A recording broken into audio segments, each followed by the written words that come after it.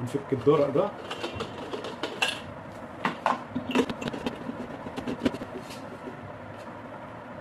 مفيش كلام.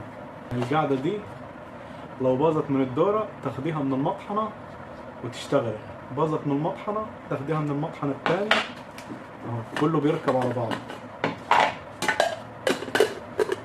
حلقة قبل كده عن أرخص خلاط في مصر، هو خلاط بلاي من صناي. غير إنه أرخص خلاط في مصر فيه مميزات كثيرة جدا مش موجودة في أي خلاط كمان، وهتعجبكم جدا ومستحيل تتوقعوها في خلاط زي كده، لأنه زي ما قلت لكم قبل كده يعتبر خلاط بلاي من صناي أرخص خلاط في مصر. يلا بينا نكمل الجزء الثاني. لو مهتم بعنوان الحلقة كمل الفيديو للنهاية. يلا بينا.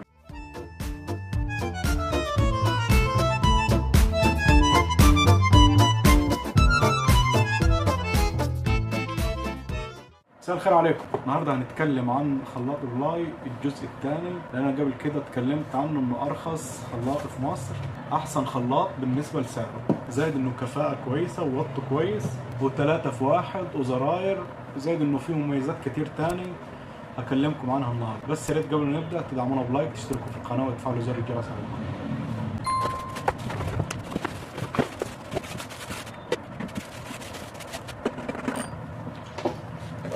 طلعنا الخلاط يا ست الكل.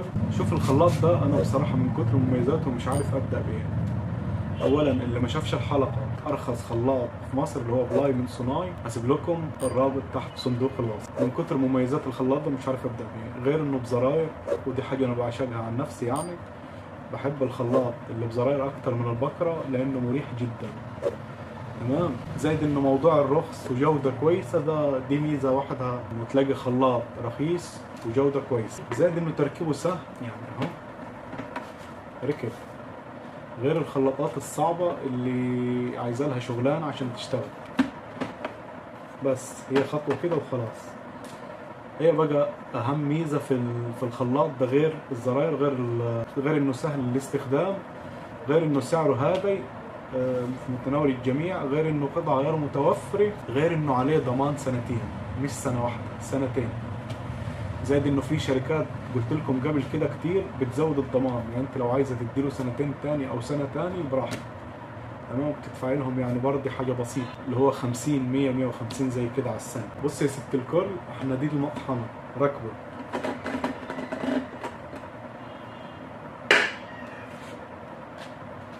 هنفك الدرق ده.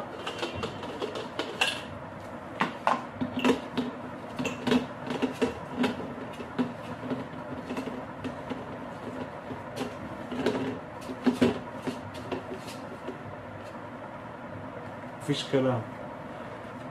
يعني القاعدة دي لو باظت من الدورة تاخديها من المطحنة وتشتغل، باظت من المطحنة تاخديها من المطحنة التاني، اهو كله بيركب على بعضه. هما التلاتة شغالين مع بعض. دي باظت، لا انا ما وقفتش كده والخلاط كده وقف لحد ما يجيب دورة، لا، شيل دي وحط دي على طول. تمام. بصراحة الميزة دي أنا ما شفتهاش في أي خلاط تاني. ممكن يكون موجودة في خلاطات أنا ما عرفهاش يعني، بس الميزة دي بصراحة عجبتني جدا. والخلاط ده كله مميزات، زائد إنه جودة كويسة وسعر هادئ، وغير ده كله إنه قطع غيار متوفرة. بصراحة الخلاط ده ممتاز جدا وعلى كد الإيد. هو لما عملنا الحلقة أرخص خلاط في مصر كان ب 450، هو زاد 100 تقريبا، 180 جنيه زي كده، 550 حاليا. لكن هو بصراحة خلاط عملي جدا، في كذا ميزة مش موجودة في خلاطات ب 1032، خاصة الميزة الرهيبة دي اللي هي انه القاعدة بتركب على اي قطعة منه، سواء دورق مطحنة اي حاجة. بس يا رب تكونوا استفدتوا من الحلقة. لو في اي استفسار اي سؤال سيبوا في التعليقات وانا هرد عليكم فورا. ما تنسوش دعمكم عشان نستمر، وتشجيعكم بيهمني جدا. بلايك، تشتركوا في القناة وتفعلوا زر الجرس على الكل. سلام.